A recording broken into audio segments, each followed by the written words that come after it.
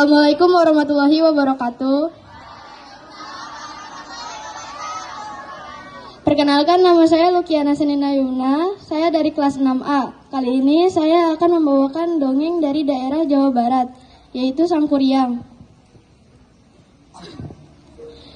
Dahulu kala hiduplah seorang pangeran dari Kayangan yang ingin menikahi seorang gadis cantik dan pintar bernama Dayang Sumbi. "Dayang Sumbi, maukah kau menikah dengan diriku?" ucap pangeran. Dayang Sumbi pun menjawab, "Baiklah pangeran, aku akan menikah dengan dirimu." Meskipun sang pangeran tahu setelah menikah ia akan berubah menjadi seekor anjing, karena orang dari Kayangan tidak bisa hidup secara berdampingan. Dan benar saja, setelah menikah, pangeran berubah menjadi seekor anjing bernama Tumang. Dan Dayang Sumbi pun melahirkan anak bernama Sangkuriang. Sangkuriang tumbuh menjadi anak yang cerdas dan suka berburu. Wah, hari sudah hampir malam. Aku belum mendapatkan hasil buruan satupun. Bagaimana ini? Apakah ibu akan memarahiku? Sebentar. Sepertinya di sana aku melihat anjing. Apakah aku bunuh saja anjing ini, lalu aku bawa pulang ke rumah agar ibu tidak marah denganku? Cetus, bunyi panah yang langsung mengarah ke arah badan anjing. Bu, tahu tidak, tadi di hutan aku membunuh seekor anjing karena aku belum mendapatkan hasil buruan satupun. Oh ya, benarkah?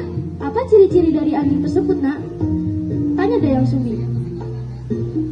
Sangkuriang lalu menjawab, anjing tersebut berwarna hitam, tubuhnya sedikit besar, dan badannya lumayan panjang. Apa? Plang! Dayang Sumbi yang mengetahui bahwa itu adalah Tumang atau suaminya langsung mengambil centong di sebelahnya dan memungkurkan ke arah kepala Sangkuriang. Bu, mengapa ibu lebih sayang dengan seekor anjing dibandingkan dengan diriku? Aku kan anak ibu. Sangkuriang yang sakit hati pun lantas pergi dari rumah. Setelah bertahun-tahun kabur, Sangkuriang bertemu seorang wanita cantik dan jatuh cinta kepada wanita itu. Wah, gadis itu sangat cantik. Aku sangat menyukainya dan aku harus mendapatkannya karena aku sudah telanjur mencintainya.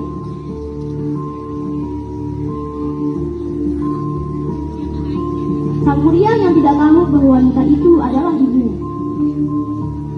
Dayang Sumbi, kau akan terus menikah denganku. Bagaimanapun caranya, kau akan menjadi istriku.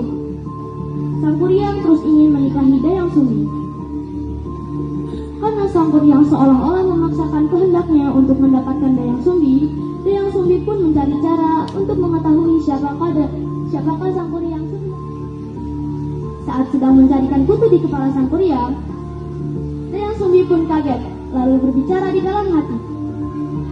Apa? Luka ini? Aku seperti tidak asing. Oh iya, aku ingat. Dahulu kala, aku pernah memukul anak lelakiku. Gara-gara dia membunuh suamiku, lalu ia memutuskan pergi dari rumah. Sangkuriang, apa yang terjadi hingga bisa menyebabkan luka di kepalamu? Sangkuriang lalu menjawab, dahulu saat aku sedang berburu, aku tidak mendapatkan hasil buruan satupun. Kebetulan aku melihat seekor anjing, lalu aku bunuh. Dan saat aku menceritakannya kepada ibuku marah besar, lalu memukulku dengan centong. Karena aku sakit hati, aku kabur saja dari rumah. Jikalau begitu, kau adalah anakku, Sangkuriang. Namun, bekas luka di kepala Sangkuriang membuat Dayang Sumbi tahu bahwa ini adalah anak laki-lakinya. Jikalau begitu, kau jangan menikahiku, Sangkuriang, karena kaulah anakku. Akhirnya, untuk mencegah Sangkuriang menikahinya, Dayang Sumbi meminta suatu syarat. Baiklah, aku minta suatu syarat. Kau harus membuatkanku kapal di atas gunung sana dan harus selesai dalam waktu semalam. Dayang Sumbi meminta Sang Kuryang untuk dibuatkan sebuah perahu besar dalam waktu semalam untuk syarat menikahinya. Baiklah Dayang Sumbi, aku akan mematuhinya. Sang Kuryang menerimanya dengan bantuan para jin. Hingga saat menjelang subuh, perahu yang dibuat Sang Kuryang hampir selesai. Bagaimana ini? Sudah hampir pagi. Perahu yang dibuat Sang Kuryang hampir selesai. Apakah aku tetap jadi menikah dengannya? Aku harus memikirkan cara bagaimana supaya aku tidak jadi menikah dengannya. Karena dia anakku sendiri. Dayang Sumbi pun memikirkan cara untuk menghentikannya. Ia segera membangunkan semua wanita untuk melambaikan selendang merah seolah matahari telah muncul.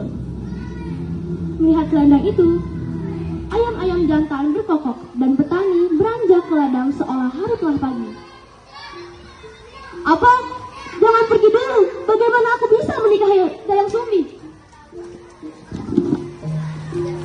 Sang Kuryang yang melihat jin-jinnya pergi menghilang pun karena dikira telah fajar marah. Dan ia mendang perahu yang belum selesai dibuat itu, lalu perahu itu mendarat dengan terbalik. Lama-kelamaan perahu itu berubah menjadi gunung, dan gunung itu kini disebut Gunung Tangkuban Perahu. Terima kasih.